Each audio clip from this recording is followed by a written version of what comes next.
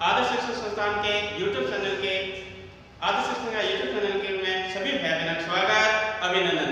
हमने पिछले कक्षा में पढ़ा था 7वीं कक्षा के तीसरा अध्याय दिल्ली के सुल्तान। इस दिल्ली के सुल्तान हमने ये पढ़ा था कि किस तरह से दिल्ली महत्वपूर्ण नगरों में आया और दिल्ली पर किन किन राजवंशों का शासन रहा, जिसमें हमने पढ़ा था सल्तनत काल में 5 राजवंशों का शासन रहा: गुलाम वंश, खिलजी वंश, तुगलक वंश, शेर वंश और लोधी वंश।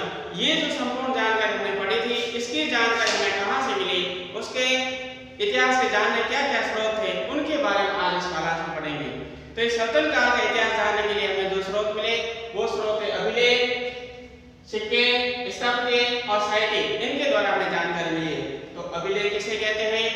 अभिलेख किसी कठोर सतह पर लिखे गए लेख को अभिलेख कहते हैं। जैसे शिला के ऊपर लिखा गया लेख, किसी धातु के ऊपर लिखा गया लेख। जिस तरह से सिक्के के ऊपर राजा के द्वारा अपने नाम लिखाया जाता था, राजा का चित्र लिखाया जाता था, चित्र प्रदर्शित किया जाता था, इस तरह से कानून के बारे में दर्शाया जाता था। इसी समय जिस प्रकार की भवन निर्माण कला बनाई जाती थी, उसके धर्म के बारे में दर्शाया जाता था। ऐसे कला को स्थापत्य कला कहते हैं। इसी तरह से साहित्य में इस तरह के कुछ ग्रंथ लिखे जाते थे। उस ग्रंथ में भी तत्कालीन राजा की समाज व्यवस्था के बारे में, तत्कालीन राजा की प्रशासनिक व्यवस्था के बारे में, तत्कालीन राजा के राजस्व संबंधी जानकारी मिलती थी। ऐसे तत्कालीन साहित्य के बारे में जानकारी मिलते हैं। उस समय के जो साहित्य होता था उसको तारीख कहते थे और उस तारीख का तात्पर्य होता था तत्कालीन सल्तनत काल का ग्रंथ। उस ग्रंथ के बारे में जो हमें पढ़ने को मिला वो तत्कालीन समाज के बारे में, तत्कालीन समाज के बारे में, तत्कालीन राजा के बारे में, राजस्व के बारे में, नियम और कानून के बारे में जानकारी मिलती है। लेकिन ये जो साहित्य लिखा जाता था इतिहासकारों के द्वारा, वो जो लेखक होते थे सामान्यतः गाँव में कम रहते थे, ज्यादातर नगरों में रहते थे और वो भी नगरों में महत्वपूर्ण जो नगर था सल्तनत काल का दिल्ली, वहां रहा करते थे। तो इसमें जो इतिहासकार था जमीन से जुड़ा नहीं होता था, महत्वपूर्ण नगरों में रहता था और उनका उद्देश्य ये हुआ था कि वो राजा को ये पसंद करे और राजा के जन्मसिद्ध अधिकार को एक आदर्श समाज व्यवस्था माने।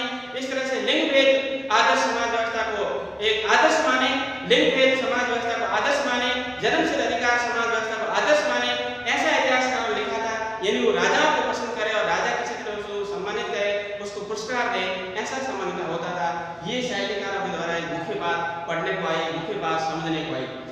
इसके बाद अगला एक इतिहासकार है जिसका नाम है फखर मुदब्बिर। उसने एक राजा के न्याय चक्र के बारे में लिखा गया है कि कोई भी अगर राजा होता था उसको सुचारू रूप से शासन चलाने के लिए उसको सैनिक की आवश्यकता पड़ती थी, वो सेना रखता था। और कोई भी राजा सेना तभी रख पाता था जब सेना को वेतन दिया करता था। अर्थात सेना के जो सैनिक होते थे अपने घर परिवार चलाने के लिए उनको समय पर वेतन मिलता था, तभी वो सैनिक राजा के वहां नौकरी कर पाता था। तो कोई भी राजा सुचारू रूप से शासन चलाने के लिए सेना की जरूरत पड़ती थी और राजा सेना तभी रख पाता था जब वो वेतन दे पाता था। और कोई भी राजा जब सेना को वेतन दे पाता था तो वेतन तभी दे पाता था जब उसके पास राजस्व होता था। कोई भी राजा राजस्व तभी एकत्र कर पाता था जब वो किसानों से कर ले पाता था। और किसी भी राज्य में किसान तभी कर दे पाता था जब वो समृद्धिशाली होता था, प्रसन्नतापूर्वक सुख से रहता था, तभी वो कर दे पाता था। और कोई भी किसान समृद्धिशाली तब होता था, सुखी तब होता था, राजा को कर तब दे पाता था जब राजा के द्वारा जो चलाने वाली प्रशासन व्यवस्था थी वो न्याय और ईमानदार पर आधारित होती थी। इस तरह से मध्यकालीन जो इतिहासकार हुआ फखर मुदब्बिर, इसने कहा है कि न्याय चक्र तभी चल पाता था, न्याय चक्र तभी सुचारू रूप से सफल हो पाता था जब राजा न्याय और ईमानदार प्रशासन को बढ़ा दे। और न्याय और ईमानदार प्रशासन को बढ़ा देंगे तभी वो किसान ज्यादा उत्पादन देंगे, तभी राजा को राजस्व प्राप्त होगा और राजस्व प्राप्त होगा तभी वो सैनिकों को वेतन दे पाएगा और वेतन दे पाएगा तभी उसके पास विशाल सेना होगी और जब विशाल सेना होगी तो अपने साम्राज्य का विस्तार कर पाएगा, अपने राज्य को और शक्तिशाली बना पाएगा। ऐसा लिखने वाला जो इतिहासकार है वो है फखर मुदब्बिर। अगला जो हमारा बिंदु है रजिया के बारे में, मिनज-ए-सिराज मिर्जा। ये रजिया कौन थी? ये सल्तनत काल की एक महिला शासिका थी। भारतीय इतिहास में पहली महिला शासिका होने का इसे गौरव प्राप्त है। हमने पिछले काल में हमने पढ़ा था कि मोहम्मद गोरे के मृत्यु के बाद उनका जो सूबेदार था कुतुब ऐबक, वो लाहौर का स्वतंत्र शासक बना। 1210 ईस्वी में उसकी मृत्यु के बाद इल्तुतमिश राजा बना। इस इल्तुतमिश 1237 में जब मृत्यु हो गई तो इल्तुतमिश की एक पुत्री थी जिसको इल्तुतमिश अपना उत्तराधिकारी माना था, जिसका नाम था रजिया।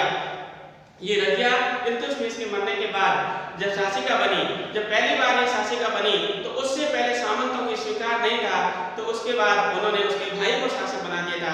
तब इन्होंने जनता के बीच में जाकर जनता का सहयोग लेकर यह शासिका बनी थी। लेकिन उस समय का सामान, उस समय के सामान, उस समय की विचारधारा, उस समय के सिद्धांत ये नहीं मानने को तैयार थे कि कोई महिला शासक बने। तब उस समय का इतिहासकार था मीनाज जयसिराज ने लिखा है कि भारतीय उस समय इतिहासकार मीनाज जयसिराज ने लिखा है कि भारत में नहीं पूरे विश्व के अंदर ईश्वर के द्वारा एक प्रणाली अपनाई जाती है कि कोई भी स्त्री होती है उसको पुरुष के अधीन रहना पड़ता है और पुरुष ही सर्वशक्तिशाली होता है और पुरुष के नियमों के अनुसार समाज चलता है। इसलिए हर महिला को, हर स्त्री को ईश्वर के बनाए हुए नियमों का पालन करना चाहिए और पुरुष के अधीन रहकर करना चाहिए। इसलिए ये इल्तुतमिश की जो पुत्री है रजिया, ये शासिका बनकर शासन चला रही है जो ईश्वर के नियमों का अनुरूप नहीं है और उसके विरुद्ध है।